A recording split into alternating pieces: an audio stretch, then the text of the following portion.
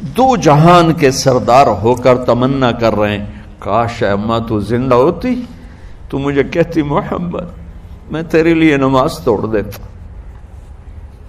اور میرے نبی نے، یہ بچیاں غور سے سنو،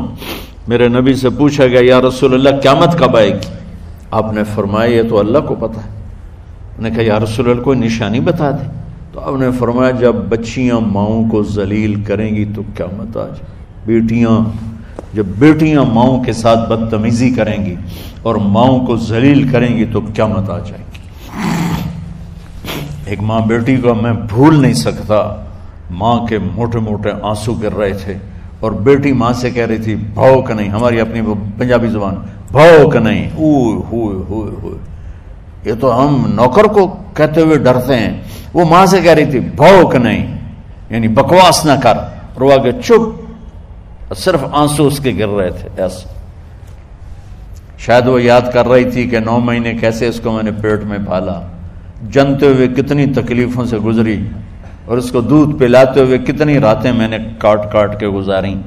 اور اس کے پیشاب دھوتے ہوئے کتنی دفعہ میں سردی میں ٹھٹھری، اور آج یہ مجھے کہہ رہی ہے بھوک نہیں۔ اس لیے میرے نبی نے فرمایا جس نے ماں باپ کو دکھ دیا، سنو غور سے بچوں سارے سنو، جس نے ماں باپ کو دکھ دیا اس پہ اللہ کی لعنت، اس پہ فرشتوں کی لعنت، اس پہ زمین آسمان کی لعنت، نہ ان کی نماز قبول ہے، نہ روزہ قبول ہے، نہ صدقہ قبول ہے۔